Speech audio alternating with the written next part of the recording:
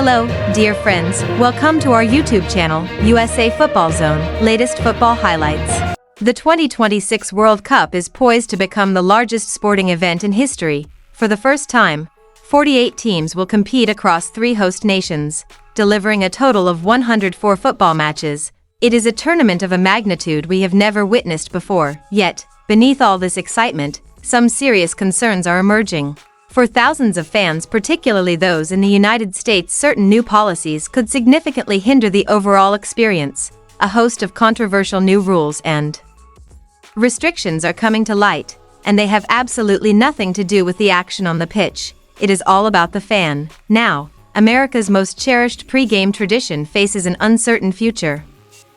And simply getting to the stadium could prove to be very, very expensive. Public outrage is mounting. So, is all of this merely a matter of security and logistics? Or is it a gross overreach that threatens to ruin the World Cup atmosphere before it has even begun?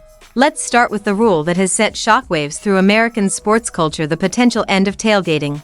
For anyone living outside the United States, tailgating is not merely a pre-match ritual, it is an institution in its own right. It means arriving at the stadium parking lot hours before kickoff to fire up the grill, sharing food and drinks with friends and rival fans alike, and soaking up the electric energy that makes attending a live game so special.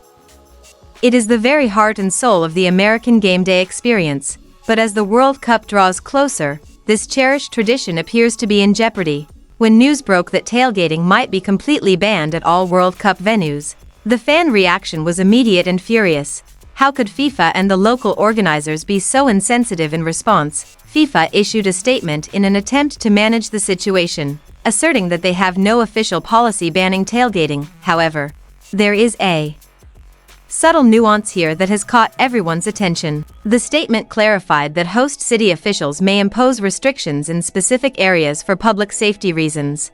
And this is precisely where the frustration arises. FIFA is essentially offloading this decision onto the host cities, which are already under immense pressure regarding security management.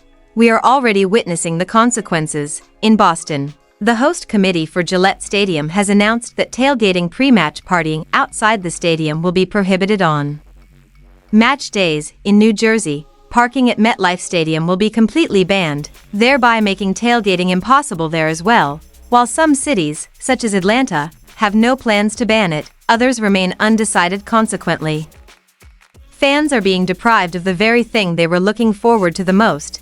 This feels less like a security measure and more like a deliberate scheme, one aimed at eradicating the authentic fan experience in favor of promoting an artificial, corporate-controlled spectacle. Next comes a rule that isn't written in any rulebook, yet places a massive strain on every fan's wallet: the skyrocketing cost of attending a match. If you thought the ticket itself was the biggest expense, stop right there and listen. In the New York/New Jersey area where the final is set to take place, officials have confirmed that the round-trip train fare from Manhattan to MetLife Stadium will be $150. That is a staggering figure. This is not a typo. A journey that typically costs $12.90 is being priced at $150, and there are no discounts available for children or seniors. Prefer to drive? Think again. There will be absolutely no parking available at MetLife Stadium. Your only other option is to pay $225 to park at a nearby mall and then make your own way from there. If you opt for a rideshare service, you will be dropped off approximately 1 mile away from the stadium and will have to walk the rest of the way. This issue is not unique to New York. In Boston, the cost of taking the train to Gillette Stadium is estimated to be around $80. It appears that this strategy is designed specifically to penalize the fans attending the matches. Although some host cities are offering more affordable alternatives, such as Kansas City, which has introduced a $15 shuttle service, it seems these options are available in only a limited number of locations. This has created a system where only the wealthy can attend matches without facing significant logistical hurdles or incurring exorbitant costs. FIFA is projected to generate approximately $11 billion in revenue from this tournament, yet the entire burden of the initial operational costs has been shifted onto the fans.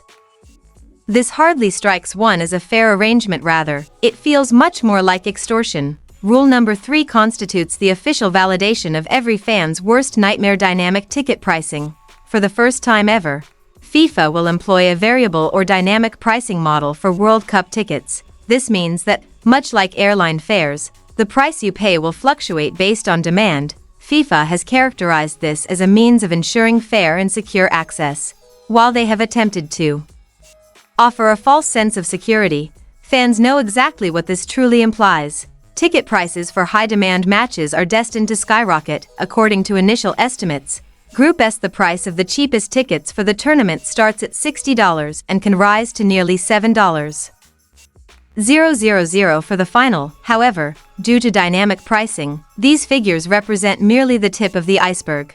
We have already seen reports of some tickets for the final being resold on secondary platforms for prices reaching as high as $57,000. The situation has been further exacerbated by the outrage expressed by fans after purchasing tickets, as they felt they were assigned the worst seats within their respective categories. Various reports allege that prime seats near the center of the pitch were reserved for expensive hospitality packages, a move that has disadvantaged general ticket buyers. This arrangement appears to be a conspiracy against the average fan. You aren't just buying a ticket, you are gambling in a market designed to squeeze every last penny out of your passion. Speaking of the pitch, the fourth major change concerns the size of the tournament itself. FIFA has officially expanded the World Cup from 32 teams to 48. Consequently, the total number of matches will increase from 64 to 104. How will this work under this new format? There will be 12 groups, each comprising 4 teams. The top 2 teams from each group, along with the 8 best third-place teams, will advance to the next stage.